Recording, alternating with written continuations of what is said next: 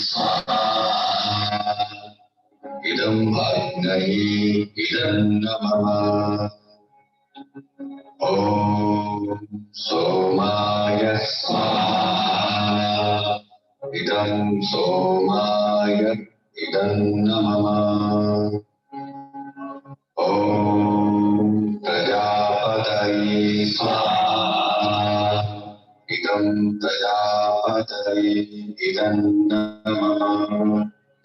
ॐ इन्द्राय स्वाहा इदं इन्द्राय इदं नमः। ॐ सूर्यो वर्चो ज्योतिर्मर्चः स्वाहा। ॐ ज्योतिः सूर्यः सूर्यो ज्योतिः स्वाहा। हमने देखा कितने भाव से, कितनी तत्परता लगन से इन बच्चों ने एक सुंदर, एक दिव्य हवन का आयोजन किया। अच्छी प्रेरणाएं मन में आ रही हैं।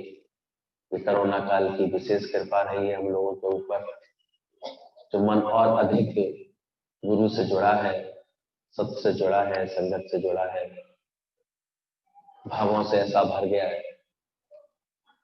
लग रहा था कि क्यों ना आज पहले ही दिन वातावरण को उस आर्य पद्धति के परम हवन, जो उसका एक सुंदर एक तरीका होता है प्रकृति को शुद्ध करने का, तो इसी के माध्यम से आज का दिन हम शुभ भी बनाए, मंगलकारी भी बनाए, ताकि पूरे साल हम पर ईश्वर की कृपा, गुरु की कृपा ऐसे ही बरसती रहे। हम सभी इस साल तहे दिल से इस बात का अनुभव कर रहे हैं, ये गुरु का ही ज्ञान है, ये उन्हीं की ही कृपा है, जिसने कैसे मन को संतुलन में रखा, प्रेम में रखा, शांत रखा, एक नई लगन में जोड़े रखा, सत्संग से जोड़ के रखा। गुरु की भी एक विशेष कृपा और उदारता का परिचय मिला कि कैसे उनके हृदय की करुणा हम सबको ऐसे पवित्र करने में, दिव्य बनाने में, अंदर का ये सुंदर समझ देने में तत्पर रहे वो लोग लगातार। तहे दिल से गुरुजनों का बहुत शुक्राने हैं। कैसे मोदी जी का संकल्प है, अगर आगे दुनिया इस नेटवर्क से ही चलनी है, जैसे वो टेक्नोलॉजी की उन्नति चाहते हैं, उसका भी भरपूर यूज किया। सत्संगियों ने भी सीखा, भले उम्र बड़ी है लेकिन धीरे धीरे गलत बटन दबाने के बाद फिर सही बटन दबाना भी सीख ही गए। देख रहे हैं सभी को अंदर से जुड़न हो गई है। जहां जहां भी सत्संग मिल रहा है, जिसको आसपास के लोग मिल करके एक जगह झूम चला लेते हैं, तो नियमित हम लोग अपने गुरु की वाणी से और सत्संग से जुड़े रहे। शोभा भी आज उन्हीं की है, आनंद भी उन्हीं के मन में है। और सच बात है, जो ये भय का वातावरण बना पूरे देश में, पूरे विश्व में, कैसे गुरु ने आज हम सबको निर्भय बनाया है, कैसे अंदर से एक ऊर्जावान बना दिया है, कैसे अंदर से विचारों की इतनी अच्छी शक्ति दी है। कल भी हम लोग बात कर रहे थे, सच्चा गुरु आता है जीवन में, एक तो क्रिया शक्ति देता है ताकि हम लोग एक्टिव बनते हैं। जैसे जैसे योग युक्त होते हैं गुरु के ज्ञान से, अंदर में ऊर्जा और अधिक देखते हैं, कुछ अच्छा करने का मन करता है, कुछ दिव्य करने का मन करता है। फिर कैसे गुरु हमारे हृदय में भाव शक्ति भर देता है। गुरु के लिए भक्ति भाव, ईश्वर की सुंदर प्रकृति के लिए हमेशा शुक्रानों का भाव, भक्ति का भाव, ऐसे भाव जगा देता है। और तीसरा एक सुंदर विचार, ये विचार शक्ति हमको कितनी अच्छी गुरु से मिलती है कि हालत आए चाहे जैसी और मिट ना पाए मन की मस्ती, तो मन कैसे हर बात में अब शुक्राने करना सीख गया है। निश्चित रूप से सभी इस बात से इस बार परिचित ही हैं, कोई ना कोई प्रियजन का ऐसे बिछोड़ा हुआ है, किसी का भी। सत्संग के ही हमारे अनेकों लोगों के ऊपर ये विपदा भी आई, कितने लोगों का हमारे से साथ भी छूटा, कितनी बड़ी उम्र के ऐसे होंगे जो शायद अपनी बात हम तक पहुंचा भी नहीं पाए होंगे, दिल ही दिल में याद किया होगा, मन ही मन में याद किया होगा गुरु को, बोल भी नहीं पाए होंगे। कितने कभी कष्ट से, कभी किसी दबाव से, कभी किसी तनाव से जीवन गुजरा होगा, लेकिन कहीं गहरे में हम लोगों को एक ऐसा विश्वास है, जिसको जीवन में मिला सत्संग है, उसी को हर घड़ी आनंद ही आनंद है। क्योंकि अब उसका आनंद बाहर किसी वस्तु, बाहर किसी बात पर आधारित नहीं है। तो शिष्य ने, उस भगत ने जरूर वो आनंद अपने हृदय में सजोना, ऐसे हृदय से प्राप्त करना, अपने स्वरूप से जुड़ करके पाना सीख लिया होगा। अभी बड़ा दिव्य लग रहा था जब इतने अच्छे स्वर में हम लोग महामृत्युंजय का जाप कर रहे थे। कल भी मैंने बताया कि मृत्युंजय जाप पहले समझा करते थे शायद दीर्घायु के लिए होता है, शायद बीमार किसी पेशेंट के लिए किया जाता है, तो शायद परमात्मा कृपा करके उसकी आयु बढ़ाते हैं, और कदाचित ऐसा कुछ नहीं है इस मंत्र में। ये बड़ा दिव्य मंत्र है, ये आत्मज्ञान से भरपूर है पूरा मंत्र, और हमको उस अजर अमर आत्मा की पहचान देता है। उस शिव तत्व में हमको टिकाने की कोशिश करता है जो अजर है, अमर है, अविनाशी है, और यही उद्घोष करता है शरीर सबके माया में होने के कारण विनाशी है। तो कैसे हमारे गुरुजनों ने इस साल में हम देखते हैं योग वशिष्ठ का भी अभ्यास कराया, अभी अष्टावक्र गीता का भी अभ्यास चल रहा है हम लोगों का। सभी जगह बॉम्बे में भी देख रहे हैं वही पढ़ी जा रही है, लखनऊ में भी वही पढ़ी जा रही है, हम लोग भी नियमित उसको श्रवण करते हैं, पठन पाठन करते हैं। तो कैसे व्रती आत्मा में गुरु जगा रहा है, उस सच में टिका रहा है, और उसमें टिकने के बाद एक अमरत्व हम लोग अपने अंदर पा रहे हैं। वो अमरत्व है हमारी अपनी अमरता का, इस सुंदर भाव का, आत्मा न चाहते न मरते न हन्नते बकराज, उसका कभी नाश नहीं होता, आत्मा अविनाशी है। कैसे सुनते ही सुनते शरीर से दूरी बनती जा रही है, इस विनाशी देह का खेल समझ में आ गया है, इसका बदलाव भी समझ में आ गया है, ये बदलेगी बदलेगी। धीरे धीरे देख रहे हैं शरीर की अवस्था भी सभी के आगे बढ़ती जाती है। सत्संग में एक तो पहले ही हम लोग लेट शुरू करते हैं, 40-45 साल के बाद तो सत्संग शुरू हुआ होगा लोगों का। भाग्यशाली हैं आज हम देखते हैं नई जनरेशन छोटी उम्र में आकर के लगन रखती है, भाव रखती है, प्रेम रखती है। बड़ा अच्छा लगता है देख करके सबको। गुरु जी ने बोला ही है, जो छोटी अवस्था में ज्ञान प्राप्त कर लेते हैं उनका जीवन जरूर हीरे के समान चमकेगा। तो जवान अवस्था में भी आ जाते हैं तो बोला जीवन सोने के समान हो जाता है। बुढ़ापे में भी आ जाते हैं, बड़ी प्रौढ़ावस्था में भी आ जाते हैं तो भी उनकी चांदी कटने लगती है। और कदाचित मनुष्य जन्म पाने के बाद हमने कभी ये विचार ही नहीं किया कि मैं कौन, कहां से आया हूँ, क्यों श्वास की पूंजी लाया हूँ। तो खाना पीना भोगना उनका पशु समान ही बोला गया है, व्यर्थ जीवन चला जाता है। जिस सुंदर प्रेरणा के साथ भगवान ने ये मनुष्य जन्म दिया है वो कैसे हमारा व्यर्थ चला जाता है। तो ये तहे दिल से सदगुरु का शुक्रिया है जो जीवन को उन्होंने सार्थक बनाया, जीवन के आगे उसका परम लक्ष्य रख दिया। जिस आत्मज्ञान को पाने के लिए, जिस सत्य को समझने के लिए, सत्य पाने के लिए हमको मनुष्य चोला मिला है, ये गुरु की बहुत बड़ी कृपा होती है जो सहज में, प्यार प्यार में। कदाचित अभी इन बच्चों को इस चीज का एहसास नहीं होता होगा, लेकिन धीरे धीरे होगा कि अनजाने में इनका जीवन एक कितनी दिव्य यात्रा पर चल पड़ा है, कैसे उस सच की तरफ चल पड़ा है, और कैसे ये सुनते ही सुनते हमारे साथ सभी साथी हैं। बिट्टू को भी हम एग्जाम्पल देखते हैं हमेशा, भले शरीर में पीड़ाएं रहती हैं, शरीर में कितनी भी बात रहती है, लेकिन कैसे अष्टावक्र जी का ही भाव उसको अपने अंदर में बना रहता है। देह अलग है, मैं अलग, देह विनाशी है, मैं आत्मा अविनाशी हूं। और यही बहुत बड़ी ताकत है जो मैं देख रहा हूं हम सब सत्संगियों को बहुत सुरक्षित रखते हुए। यही गुरु की कृपा का चक्र बोल रहे थे, इस मृत्युंजय जाप से एक चक्र तैयार होता है जो हमको सुरक्षित रखता है। तो हम महसूस करते हैं जिसके भाव इतने अच्छे हो जाते हैं, ऐसे ज्ञान से भर जाते हैं, जैसे उनके मन के अंदर ना कोई डर आया कभी, ना कोई ऐसे अंदर में कोई कमजोरी का भाव आया। अगर मान लो किसी के शरीर पर, घर परिवार में कोई पीड़ा भी आई, तो भी उनको अच्छे से इलाज करने का तरीका भी समझ में आया। इंतजार करके दुखी नहीं होते वो अभी, वो अंदर में जानते हैं ठीक से कैसे संभाल करनी है। कितने ही साथी हैं जो कभी अचानक ही तबीयत खराब होने पर क्वारंटाइन हुए, कोई घर में हुए, तो कोई सरकारी व्यवस्था में हुए, तो कोई अपने बड़े वेदांता तक घूम करके लौट करके आए। तो हम देख रहे हैं कैसे इस मनोबल ने, इस ज्ञान ने कितना अच्छा उनका मन रखा, कैसे वो नित्य सत्संग से जुड़े रहे, वाणी से डायरेक्ट भी लिंक में जुड़ गए, कुछ कुछ जो वाणियां ग्रुप में आती हैं उसके द्वारा जुड़े रहे। तो नित्य जो उनके अंदर में श्रवण पठन पाठन ये चलता रहा, स्वाध्याय होता रहा, बार बार गुरु का महावाक्य हमारे कानों में गूंजता रहा, तू देह नहीं है तू आत्मा, तू देह नहीं है तू आत्मा। तो कैसे ये हमारे जीवन में एक शक्ति का संचार करता है। तो गुरु तीसरी जो कृपा करता है वो समझ की करता है।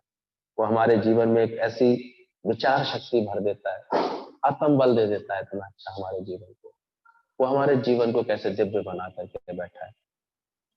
आज भी सभी से हमने बार बार आग्रह किया है कि पूरे डिसिप्लिन, पूरी सतर्कता, पूरी सावधानी के साथ शिरकत करना, भाग लेना इस गुरु के प्रेम भरे इस आयोजन में।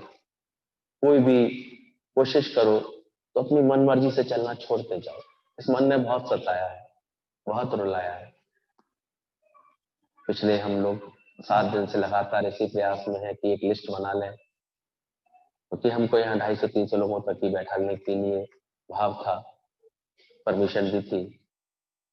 कोशिश पूरी की गई है कि उतने ही लोग अपने नाम लिखाएं। बाहर के शहरों के लोगों को भी विश्राम दिया है, यहाँ भी बड़ी उम्र वालों को भी विश्राम दिया है कि नहीं ऐसे व्यर्थ में अपने को परेशान नहीं करना। जो अच्छी लगन वाले हैं, जो नियमित लगन वाले हैं, उनको चांस मिला है। तो अच्छा लगेगा कि आगे से हम इस तरह की प्रक्रियाओं को बहुत संजीदगी से लें हमेशा। वैसे भी सत्संग एक गुरु की जुड़न का कमाल है। कोई कदाचित ये सोच के बैठ जाता है कि हम तो साल में एक दिन आ जाते हैं, हमारा तो पूरा साल अच्छा हो जाता है। तो ये मखौलबाजी है, ये लफाजी बातें हैं केवल। इनसे ना कभी कदाचित तुम्हारा भी कोई लाभ नहीं हो रहा है। हाँ, एक दुष्प्रवृत्ति जरूर बढ़ जाएगी, मौका परस्ती की, अपने मन से चलने की, अपने हिसाब से चलने की तुम्हारी आदतें पनप गई है जो अंदर में। कोशिश करो, उसको जीतो। कायदे में ही सारे फायदे हैं। आज कैसे सरकार भी, सारी व्यवस्थाएं भी बार बार हम लोगों को सावधान रहने के लिए क्यों सतर्क कर रही है। सावधानी हटते ही कोई भी दुर्घटना घट सकती। तो बहुत अधिक अपने को सावधान बनाते जाओ। हम सब पुराने बच्चे हैं, गुरु के सदे हुए बच्चे हैं। हम सबका पूरा आचरण बहुत सदा हुआ होना चाहिए, शांत होना चाहिए, दिव्य होना चाहिए, ओंकार से भरा हुआ होना चाहिए। हमारे किसी भाव में भी अहंकार नहीं आना चाहिए। उन्होंने यही तो मिटाया है। मिट्टी में तो प्रगटेगा ब्रह्म। मैं मिटा लेंगे तो हम ब्रह्म भाव को प्रकट कर लेंगे, वरना तो मैं सारे समय उस ब्रह्म को ढक करके तो बैठी हुई। ये देह भाव भी तो मैं का भाव है। इस शरीर सारे समय उस आत्मा को भला के बैठी हुई। और कैसे हम देखते हैं गुरु कृपा कर करके हम सबके अंदर से उस मैं को गायब करता है। रोज इसकी चटनी बनाता है, रोज इसको मिटाता है। मिटता जाता है जैसे जैसे ये, तो अंदर में एक सच का प्रकाश आता जा रहा है। कृपा तो गुरु की बराबर है।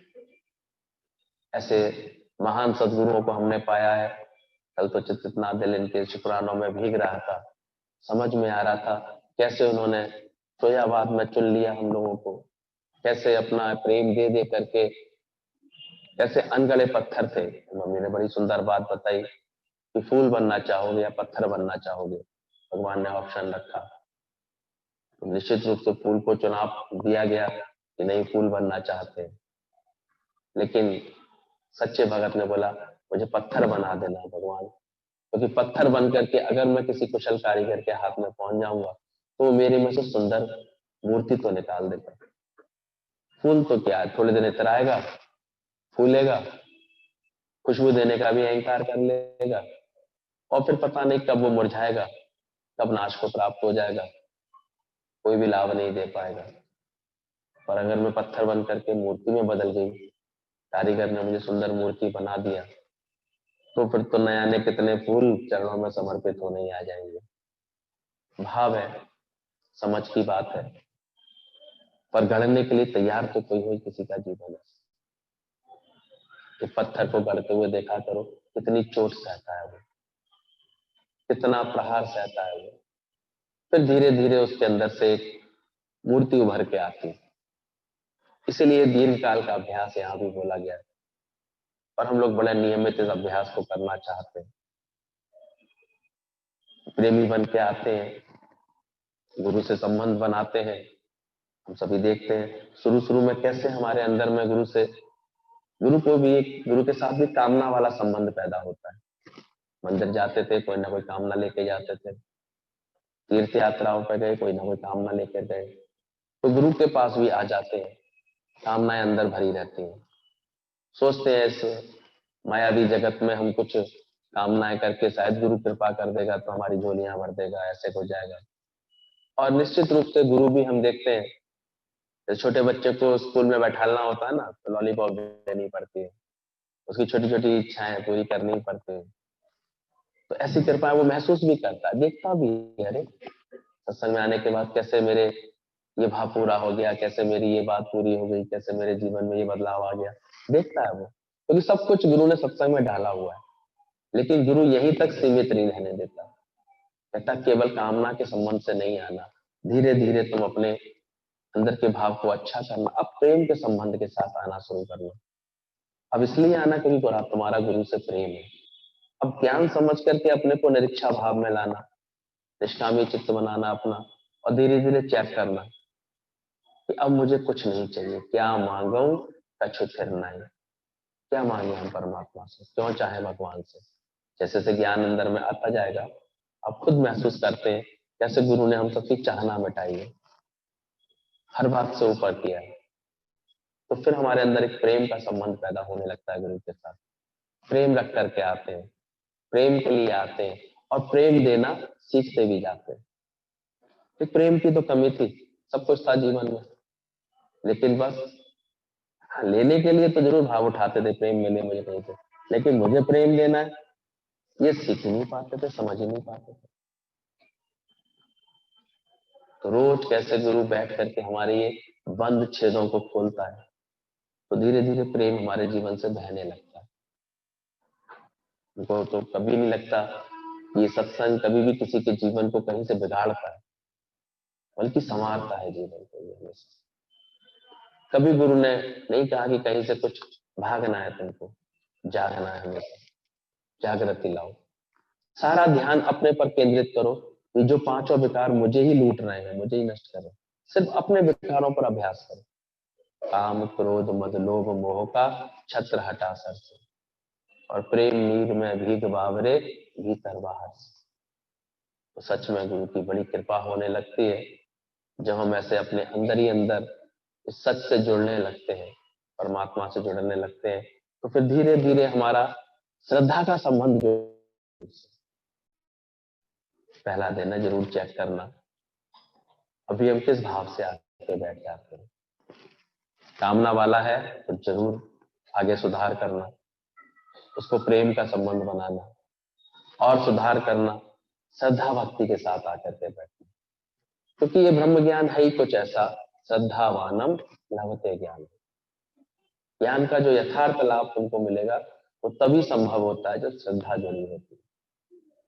श्रद्धा विश्वास की भेंट धरे, जो गुरु चरणों में धरते हैं वही भव से पार उतरते हैं, उनको ही भव सागर से पार होने की समझ मिल पाती है। तो फिर धीरे धीरे हमारे अंदर एक श्रद्धा का संबंध पैदा होता है, भाव से भर करके आने लगते हैं, और हम सभी इसका लाभ भी देख रहे होते हैं अपने जीवन में। जब से श्रद्धा जगाते हैं, भाव जगाते हैं, आज कैसे गुरु ने हम लोगों को कैसे जोड़ा इससे, सोच रहे हैं कल हमारे तो अंदर से उन ट्रेनों का भी शुक्राना निकल रहा था, उन बस गाड़ियों का भी शुक्राना निकल रहा था जो गुरु तक हमको लेकर के जाती है। गुरु की उन सब प्रेम देने की उन अदाओं का शुक्राना निकल रहा था जो प्रेम में बस में आकर के वो दौड़ करके फिरोजाबाद आ जाते थे। 7-8 बार आ चुके थे, यहाँ पर आए हैं, कृपा बरसाई है। दादाजी के भी बहुत शुक्राने निकल रहे थे, श्याम डैडी के भी, कैसे उन्होंने भी आकर के हमारे भावों को पूरा किया, प्रेम दिया हमको, सत्संग की लगन दी, सही समझ दी, और सबसे बड़ा तो अपने पास खींचा।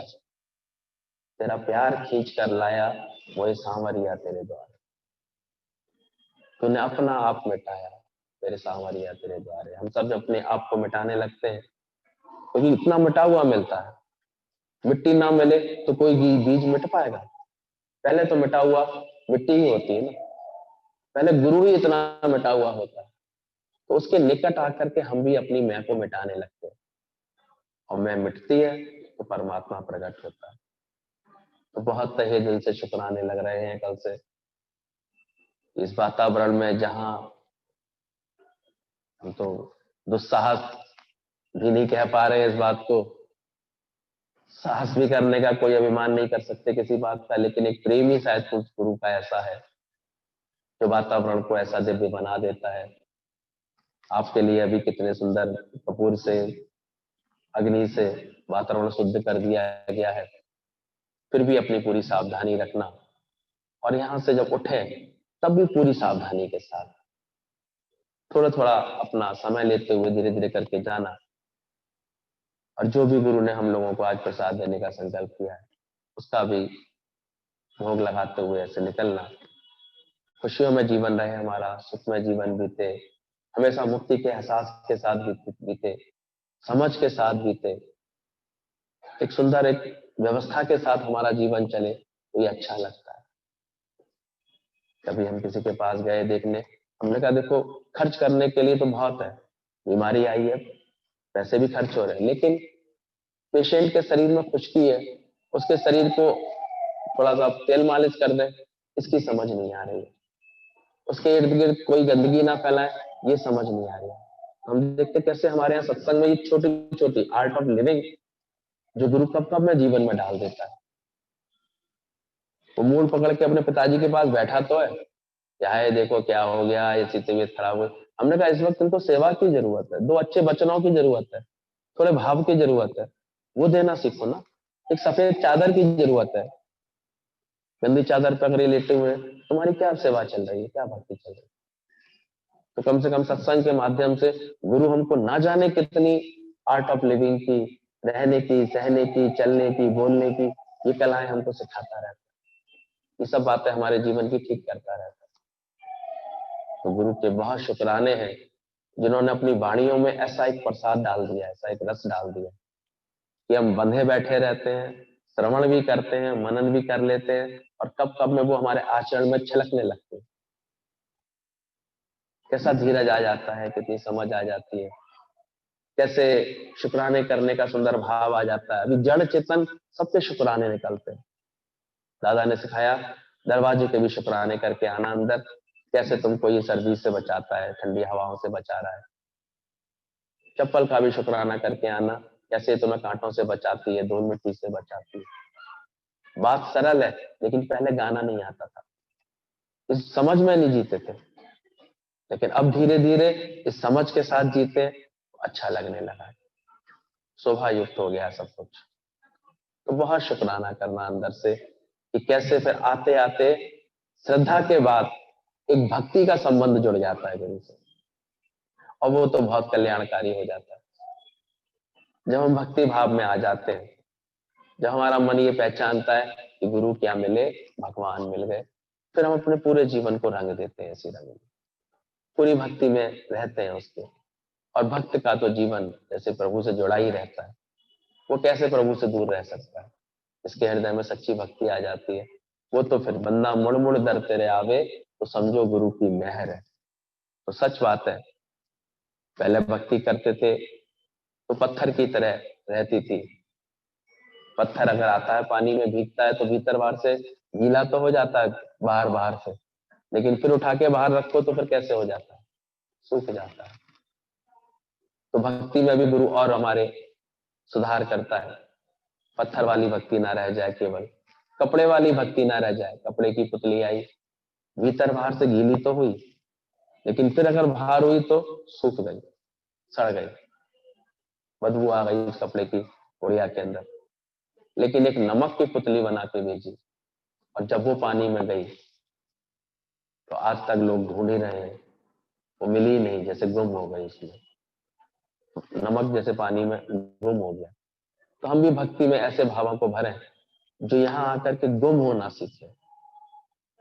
हमारा कोई भाव भी ना बचे, कोई ऐसे अहंकार ही ना बचे किसी तरह का, कोई आकार ही ना बचे। ऐसे लगे कि बस संकल्प मन करता है और छोटे होते जाए, और छोटे होते जाए, और भी नथिंग हो जाए। क्योंकि समथिंग है तभी तक कुछ अटकबाजी हो रही है, तभी तक किसी के शब्द लग रहे हैं, तभी तक किसी की बात लग रही है। जब गुरु का ज्ञान समझ में आ गया, बी नथिंग और डू नथिंग, फिर हम देखते हैं कैसे अंदर से सारी बातें गुम होने लगती है, कैसे जड़ चेतन अपने आप संभाल कर रहा है। हम तो सच में नहीं संकल्प कर पा रहे थे इस बार, माहौल कोरोना की वजह से सब करके कैसे, लेकिन आज ये युवा शक्ति साथ है। प्रांजल का इतना जबरदस्त हम देखते हैं भाव रहता है, उसकी पूरी टीम का इतना साथ रहता है, भाव रहता है। तो कैसे ये सब इन्हीं के संकल्पों से अब जीवन महफिलें सजने लगी हैं, सुंदर दिखने लगी हैं, संवर रही हैं, कैसे लगातार दिल से प्रयास किया गया। तो ऐसा भक्ति का भाव कि हमारी भी भक्ति फिर नमक वाली पुतली ऐसी बनती जाए, हम गुम होते जाए, गुम होके देख ना जा रहा, बी नथिंग होकर के देख ना जा रहा। आज अपने अनुभव से सीखता है इंसान। पहले हलचल रहती थी, मन में लगता था ये होना चाहिए, ये होना चाहिए, लेकिन इस बार अपने को पूरा ही शांत करके देखा अंदर से। सुनते भी दादा की बात, देखते हैं गुरुजनों का आदर्श, बड़ी बड़ी महफिलें सस्ती देखी, पंचमढ़ी को सस्ते देखा, गुरु जी के साथ इतनी महफिलें देखी। उन्होंने कहा कैसे होता होगा, ये लोग तो कुछ नहीं करते वास्तव में, मैं शांत कैसे। लेकिन फिर भाव कराता है, श्रद्धा भाव लेकर के जो आते हैं, दर्द तेरे आते हैं, वो फिर अपने आप गुरु का भाव उनसे करवा देता है सब कुछ। समय पर किस बात की आवश्यकता है, वो कैसे, जैसे इस समय जिस चीज की आवश्यकता थी, देखो बच्चों ने अपने आप ही 4 दिन में तैयार कर लिया, उसको प्रैक्टिस कर ली, अच्छे से कर लिया, पूरे भाव से, पूरी वंदना भी देखी, स्तुति देखी, इतना अच्छा लग रहा था। तो आए जरूर, और अपने आप को जरूर ज्ञान का जिज्ञासु बना, सच से अपना नाता जोड़े, अंदर से बांटना सीखे अपने जीवन से। संत उसी को ही कहते हैं जो उसको प्राप्त होता है उसको बांटता है वो अपने जीवन से। देखो मिला तो सभी को है, तन मन धन सबके पास है, कोई कमी नहीं रहती, लेकिन आपके अंदर संतपना कब आता आएगा, जब आपकी प्रकृति कुछ इस तरह से होती जाती है, आपको बांटने में आनंद आता है। अपने तन का, मन का, धन का दूजों को दे जो दान, वो सच्चा इंसान, इस धरती का भगवान। धीरे धीरे अगर कोई सर्वस्व नछावर करना सीख जाता है, तो उसको तो हमने देखा, गुरु के लिए लगता था गुरु क्या मिले, जैसे भगवान मिल गए। क्या नहीं मिल गया हमको, सारा बांट दिया, सारा जीवन हमारे लिए दे दिया, उनकी एक श्वास भी जैसे अपने लिए नहीं रह गई। लगता है उनके पद चिन्हों को हमेशा चूमते रहें, निहारते रहें, कोशिश करते रहें उन पर चलना, क्योंकि बहुत कठिन है उनके पद चिन्हों पर चलना। वो तो पूरी ही कुर्बानी मांगता है, और ये कुर्बानी से ही वो ऐसी भगवान के अवतार के रूप में आज जाने जाते हैं। तो चलिए जीवन इस राह पर बढ़ता रहे। 19-20 जो हुआ सो हुआ, अब 21 के साथ जीना सीख ले, हमेशा चढ़े हुए आदर्श के साथ जीना सीख ले, चढ़ी हुई बात के साथ जीना सीख ले, सारे भय मुक्त होकर के जीना सीख ले, प्रेम से जीना सीख ले। और जरूर कुछ नए और पुराने साधक यहाँ बैठे हुए हैं, तो दिल कर रहा है कि उनको साधना के लिए जो कुछ नियम हमेशा हम लोग पढ़ाते हैं, जानते हैं, वो एक स्मरण कर लें, उनको भी रिवीजन कर लें। साधक वही बोला जाएगा जो पहला गुण जिसके अंदर होगा, लक्षण होगा, समय समय पर गुरु का संग, क्योंकि बिना संग के ये बात नहीं बनती है। परसों भी बड़ा सुंदर वचन गुरु जी बोल रहे थे कि दूध को कितना भी औटाओ, गर्म करते जाओ, लाल हो जाएगा, लेकिन दही नहीं बनेगा। दही बन सकता है गरम करने से? गरम करो फिर रख दो, फिर गरम करो फिर रख दो, दही बनेगा? दही नहीं बनेगा। लेकिन बस थोड़े से दही का संग करा दो उसको, और फिर उसको एक प्रोसेस से गुजार दो, स्थिरता के, शांत करके उसको रख दो। आजकल तो सर्दियों में विशेष कंबल में लपेट के रख देते हैं। सुबह ही सुबह 1 चम्मच दही डाला था जो उसके अंदर, सुबह पूरा क्या मिलता है? पूरा का पूरा कोड़ा, पूरा का पूरा आपका परात जो है दही से भरी हुई दिखाई देगी। क्या किया उसने? संग किया। दूध ने दही का संग किया तो वो भी क्या बन गया? ऐसा ही गुरु का संग होता है। संग हमको मिलता है जब, तो फिर हमारा जीवन भी जैसे स्थिरता में आ जाता है। हाँ, प्रोसेस से गुजरना पड़ता है, स्थिर करना पड़ता है। उस पद को पाने के लिए अपने मन को शांत करना पड़ता है। वो भी गुरु करता है, हम देखते हैं। वो भी नियमित ऐसे अभ्यास करा करके हमारे मन को शांत करता जाता है, शांत। तो कैसे जम जाता है, और दही जमने के बाद ही उसका और उपयोग शुरू होता है। घी बनना, मठा बनना, ये जो है, फिर उसमें से मक्खन निकलना, घी निकलना, ये सब उसके बाद ही संभव होते हैं, उपयोगी चीजें निकलती तब। दूध को तो आप एक दिन से अधिक नहीं रख पाते हैं, लेकिन जब घी बन जाता है तो कैसे हम उसको सालों साल रख सकते हैं। जलते हुए दीपक के ऊपर दूध डालो, ज्योत बुझ जाएगी, लेकिन उसी दूध से निकले हुए घी को डालोगे तो ज्योत और प्रज्वलित हो जाएगी। क्या हुआ? उसने एक तपस्या की दूध ने, और परिणाम में दिया घी। इसलिए साधकों को हमेशा किसी न किसी तपस्या में अपने जीवन को रखना चाहिए। सत्संग का नियमित आना जाना, अभ्यास में रहना, ये भी एक तपस्या का रूप होता है, जो गुरु के प्रेम में हमारे से सहज होती है। लेकिन यहीं तक भी गुरु स्थिर नहीं छोड़ता, कहता फिर इसके आगे भी अपने को और तपाना, अपने विकारों में सावधानी रखना, अपने विकारों को जीतना, दूर हटाना, ताकि तुम्हारा जीवन तप सके, बन सके अच्छा, योगी बने अंदर से अंदर। आज कैसे ये बच्चे सब अपने मन की चंचलता को जीत करके, हमने देखा आमतौर पर ये नाचते थे, कूदते थे, कोई ना कोई ऐसी लीलाएं दिखाते थे, लेकिन इस बार ये बड़े सहज में ढल गए। जब उनको प्रेरणा मिली कि नहीं इस बार ये करना है, बड़ी खुशी से कर रहे हैं, और बड़े हम देखते पूरी ऊर्जा से इन्होंने ये कार्य किया, सीखा। तो अगर संकल्प सही हो जाए, भाव सही मिले, साथ सही मिले, तो हर एक कोई तपस्या कर सकता है। आज गुरु ने ना जाने कितने जीवन को संवारा, सैकड़ों जीवन को।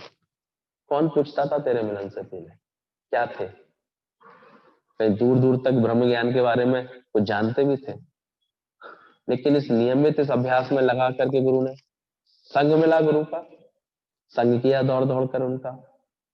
कभी कभी उन्होंने भी कृपा बरसाई, यहाँ आकर के संग दिया, नहीं तो कभी मांगा नहीं, पहले संग करने का शौक रखा। हम ही दौड़े उनके पास, जाते रहे, तो देख रहे एक रंग दे दिया उन्होंने, एक अपने संग से एक स्थिरता दे दी मन को। अभी घर परिवार में भी रहते, कभी भी हम नहीं देखते, कोई हम लोगों का ज्ञान ऐसा नहीं है। क्या त्यागने की जरूरत? त्यागना है अहंकार को, त्यागना है अंदर की आसक्तियों को, त्यागना है अंदर के विकारों को। बाहर से क्या छोड़ोगे तुम? जिस धन के साथ बैठे हो उसकी आसक्ति का त्याग कर दो, उसमें इच्छा का त्याग कर दो, देखो वो तुम्हारे को कैसे सुख देने वाला बन जाएगा।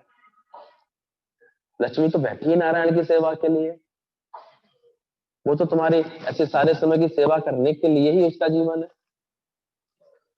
तो कहां बुरी है? तो कैसे एक समझ आ गई है, माया है कितने काम की, माया से तंग ना हो, उपयोग करें, उपयोग करें, उपभोगी ना बने, इसको भोगने वाले ना बने। जैसे रोज सुना सुना के गुरु एक समझ दे देता है, यूजलेस है, यूज करके लेस कर दो उसको। अपने जीवन को सच से जोड़ के रखो, ज्ञान से जोड़ के रखो, सुंदर समझ के साथ चलो। सबसे बोला समय समय पर जो गुरु का संग करे वही साधक बोला जाता है। सत्संग के साथ साथ स्वाध्याय भी जो नियम पूर्वक करे वो साधक होता है। हम लोग कभी भी सत्संग को ऐसा नहीं बनाना चाहते कि केवल ये चेले बनाए, आओ चेले करें मेले, ऐसी प्रवृत्ति नहीं होनी चाहिए किसी की भी। और ऐसी अगर कोई मानसिकता रखता है तो कभी भी गुरु की प्रियता को प्राप्त नहीं होता। कोई चिल्लेबाजी नहीं करनी होती यहाँ पर। कभी कभी लोग कमेंट करके कह देते हैं भीड़ को देख करके, बड़े चेले। हमारे यहाँ भैया कोई चेले नहीं, सब भगवान आते हैं। सबकी आरती उतारने का मन कर रहा था आज। और हम जानते हैं गुरु ने जो नजर हमारे लिए रखी और हमको जो नजर दी कि जित वाले देखूं वो वाले प्यारा, ना कोई वैरी नहीं। तो कभी भी इस अभद्र भाव को अपने अंदर नहीं आने दें। तो हमारे ना चेले हैं ना फॉलोअर्स हैं। कभी कभी फॉलोअर्स तो बनते हैं, हम गुरु का अनुसरण करते हैं, फॉलोअर कहलाते हैं। अच्छे फॉलोअर जो हैं उसी मार्ग पर चलने वाले होते हैं, चलते भी हैं। लेकिन हमारे यहाँ उन फॉलोअर्स की भी कोई महिमा नहीं करते। बोले वो उन वचनों को तुम अपने हृदय में बसाओ और अपना जीवन अच्छा बनाओ, ऐसा गुरु चाहता है। ना चेले अच्छे लगते, ना फॉलोअर्स अच्छे लगते, सेवक भी एक सेवा के तक सीमित रह जाते हैं। लेकिन यहाँ गुरु, सच्चा गुरु सच्चा शिष्य बनाता है। हमारे गुरु शिष्यत्व धारण कराता है हमारे लिए, हमारे मन को ऐसे मोड़ देता है। और सबसे बड़ी बात तो बोली, गुरु करे आप समान। उसे जब तक पूरी खुशी नहीं आती, जब तक हमारा भी जीवन उस जैसा नहीं हो जाता। तो जरूर गुरु के इस वचनों को ठीक से समझना, उनकी महिमा समझना कि कैसे रोज रोज गुरु हमको अपना रंग दे करके सत्य से जोड़ना चाहता है, क्योंकि और कोई आशय नहीं है। हमने तो देखा गुरु ने कभी भी ऐसा भाव नहीं जगाया, ऐसा नहीं विचार दिया कि कहीं नहीं बस तुम केवल हमारे शिष्य बन के, सेवक बन के रह जाओ, या चेले बन के रह जाओ, या फॉलोअर बनो। ऐसे नहीं कहते थे, जाओ जाकर के सबको सुनो, अच्छी बात ग्रहण करके आओ, जाओ अपना जीवन ज्ञान से भरो, सत्य से भरो। कभी नहीं वो ऐसा कहते थे। और इसी का देखा कि ऐसे गुरु की शरण पाने के बाद फिर मन कभी भागता भी नहीं है, क्योंकि मन को पूरा मुकाम मिल जाता है, सच मिल जाता है। कोई तिलक छापे लगा करके उन्होंने फॉलोअर्स नहीं बनाया, पर सच सुनाया, साधना करा दी हम सबके जीवन में। हाथों से देते भी नहीं देखा, पर झोलियां भरी देखी। कल पुरानी बात कोई याद आ रही थी, गुरु नानक देव के पास आकर के किसी ने कहा, शिष्य बैठे हुए थे, बोलो क्या कामना है तुम लोगों को, क्या दिल करता है? किसी ने कहा, साईं दिल करता है कि मेरा जीवन बहुत ऐसे अच्छा हो जाए, स्वास्थ्य अच्छा हो जाए, जीवन अच्छा हो जाए। बोला सत्संग आया करनी है। बोले सत्संग आने से? बोले हाँ, आज हम लोग देखते हैं जो नियम के सत्संग से बंधे हुए हैं, कैसे उनका स्वास्थ्य भी फिट रहता है, उनका रूटीन भी परफेक्ट हो जाता है। कैसे हम तो सुबह खुलते हैं 9 बजे, 9:30 बजे करीब, इसकी जूम की खिड़की, सब साधक अपने स्थिर होकर बैठे रहते हैं। जिन 50-60 लोगों को आना होता है हमारे पास हॉल में, वो बड़ी स्थिरता से आके बैठ जाते हैं। तो सबके शरीर एकदम फिट रहते हैं। दूसरे ने बोला, गुरु मुझे नाम की चाहना है, मुझे नाम हो जाए, मेरा जरा नाम तो होना चाहिए। गुरु ने कहा सत्संग आ जाएगा। बोले इसका भी इलाज सत्संग है? बोले हाँ। हाँ देख, ब्रह्म से इससे ऊंचा पद कहाँ मिलेगा तेरे को?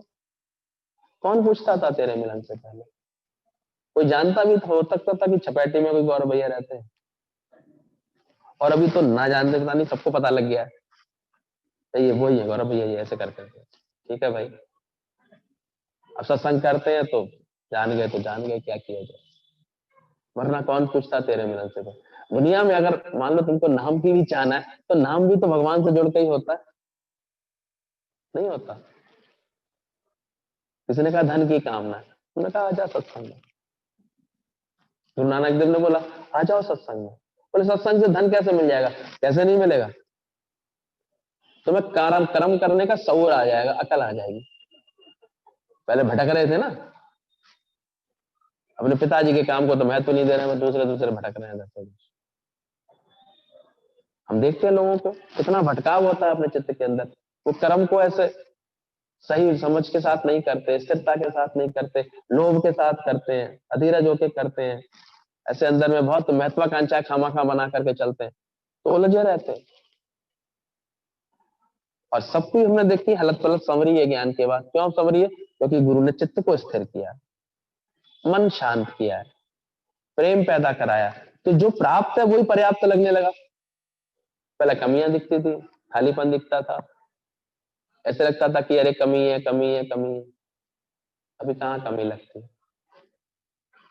तो हमको तो लगता है कि जीवन में तुम्हें कुछ भी ऐसे लगता है कि कुछ मिले, कुछ ऐसा हो जाए, सबका एक ही जवाब है, कहाँ आ जाओ। सब कहाँ मिलेगा? अंत में फिर मुख से तुम्हारे भी निकलेगा, सत्संग से मेरा लेवा देवा, सत्संग से मेरी बनाए। सब कुछ बन के आ जाता, क्या नहीं मिलता है? कहा नहीं घट में तेरे, तुम्हारे घट में से ही गुरु प्रकट करवा देता है कि ये तिजोरी ही सोने की है, इसको हटा के देखो, बस इसका देहभाव हटा के देखो, ये खुद साक्षात भगवान है। तुम्हारे कर्म का साधन गुरु बदलवा देता है।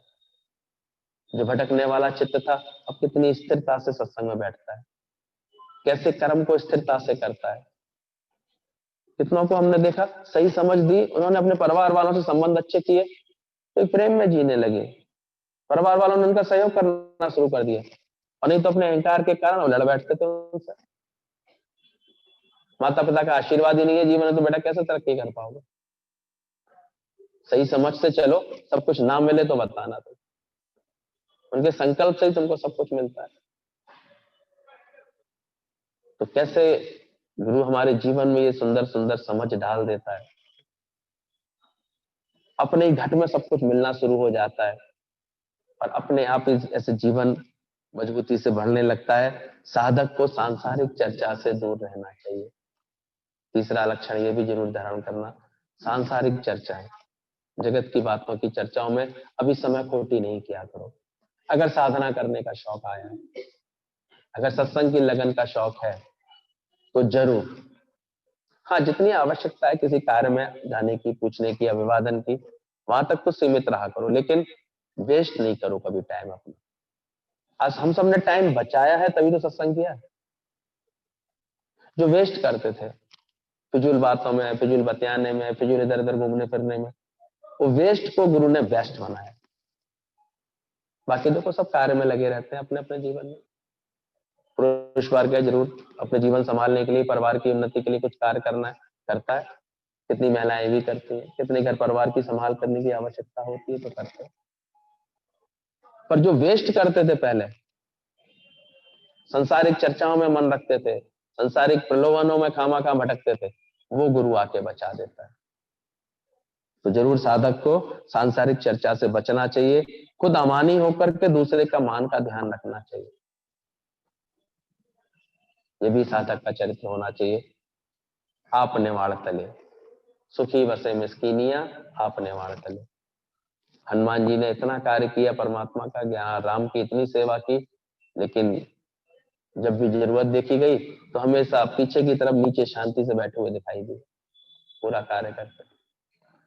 इसलिए तो आज सबसे बड़े भगत के रूप में प्रकट है। राम से भी बड़े उनके मंदिर दिखाई देते, बड़े हनुमान जी के मंदिर हर शहर में एक मिल ही जाएगा, क्योंकि भक्ति थी उनके अंदर, सही समझ थी। तो खुद अमानी रह करके आज हम देख रहे हैं घर घर में एक स्वर्ग सा बन गया, प्रेम की धारा बह रही है। क्यों? क्योंकि अब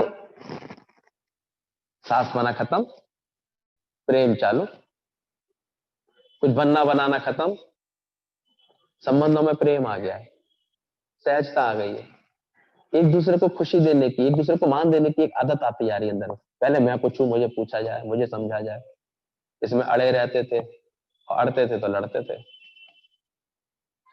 और अब क्या हो गया? क्यों आनंद आ गया है? क्योंकि गुरु ने खुद अमानी रह करके दूसरे को मान देना सिखा दिया है। तो जरूर इस साधना में लगे रहना। फिर निकल आता है मान ऐसी चीज है, मानता नहीं कम करते, फिर कुछ बनने लगता है, कभी भी कुछ चाहने लगता है। जबकि गुरु ने इतना ऊंचा पद दिया, मान ना मान तू है भगवान, सबसे पद है तेरा ऊंचा, लाल अहे तू लासानी, तू सैलानी मैं सैलानी। तो आओ तो आज सुंदर दिन है, संकल्प करें हम अमानी रहे, निर्माण होकर के चले। तो जितना जितना निर्माण होता जाता है वही निर्माण पद पाता है, मुक्त होता चला जाता है। मैं मिटाते जाइए, किसी का चित्त ना दुखाएं, कुछ आचरण ऐसा बना ले, हमारे हाव भाव, हमारे शब्द, हमारे एक्शंस ऐसे ना हो तो किसी का भी चित्त दुखे अंदर से। क्रोध से भी दूर रहे साधक हमेशा, प्रतिष्ठा को भी विष्ठा के समान समझे। मान बढ़ाई जब से आई तो किस्मत मेरी फूटी। हमेशा सावधान रहता है सच्चा साधक कि मान बढ़ाई में कभी नहीं फंसता। स्वामी स्वामी अगर भजने लगेंगे ना ज्यादा लोग तो लगन राम से छुड़ा देंगे। इसलिए अपने गुरु को जरूर पकड़ना। ये जो कभी प्रशंसा करते हैं ना, इन्होंने हमें ज्ञान सुनाया, इन्होंने सत्संग सुनाया, ऐसे करके प्रशंसा करके कभी फंसाते हैं, तो वहां से बचे रहना, सावधान रहना, निर्माण होकर चलना, यथासंभव ब्रह्मचर्य का पालन करना चाहिए। ये साधक के लिए सावधानी है। सभी इंद्रियों से वो ब्रह्म का आचरण करता है। जरूर अपने साथियों को भी प्रेरणा देता है कि जरूर अपना जीवन को पवित्र बनाएं, शांत करें, क्योंकि पवित्र स्थान पर ही परमात्मा का वास होता है। तो जीवन में गंदगी होती है तब तक उसकी बंदगी नहीं हो सकती है। तो हर अच्छे साधक को इसमें भी पूरी सफलता पानी चाहिए। तो धीरे धीरे ऐसे अपने मन को बनाए, अपने सहयोगियों के मन को बनाए और अपने जीवन में पवित्रता लाता जाए। तो जाकर के साधक को ब्रह्मचर्य का भी पालन करना चाहिए। साधक को 5 बजे बिस्तर छोड़ देना चाहिए। ज्यादा कठिन बात कह दी क्या? कितने लोग के तो सर चकरा रहे हैं खावा। अभी सत्संग में आए हो, इतनी ऊंची दिव्य साधना करना चाहते हो, तो ये भी एक अनिवार्य नियम के रूप में रहता है। जरूर early to bed early to rise, it makes you healthy wealthy and wise. पुरानी कहावत है, पुरानी बात टीचिंग्स है और हर मॉरल हर एक जगह सिखाई जाती है। जरूर इनको अपनाना चाहिए, जरूर इसमें तत्परता रखनी चाहिए, कोशिश रहनी चाहिए। बहुत देर देर तक सोने का स्वभाव अपना धीरे धीरे छोड़ना चाहिए, बदलना चाहिए। समय से बिस्तर पर सोए भी और समय से उठे भी, नींद भी पूरी लें। 6 घंटे की 7 घंटे की नींद पूरा होना आवश्यक है। जब नहीं होती है तो देखो आपको भी उलझन होती है, शरीर पर भी इफेक्ट्स आते हैं। तो साधक को तो जरूर इसका भी पालन करना चाहिए। संतुलित आहार लेना चाहिए, ना अति खाना ना अति का भूखा रहना, बैलेंस डाइट, समय के हिसाब से, शरीर की श्रम के हिसाब से। आजकल तो सबको इम्यूनिटी के लिए भी विशेष सजग रहना चाहिए। अपनी डाइट में उन्होंने ऐसी चीजों को जोड़ा है कि नहीं जोड़ा है जो उनकी इम्यूनिटी अच्छी रखे, शरीर को ठीक रखे, इसको ठीक प्रकार से चलाएं। कभी भी इसके ऊपर अति किसी चीज की ना रखें। अति का परिश्रम भी इसको कभी कभी थका देता है, तोड़ देता है। इसे हर बात से बच करके चलें।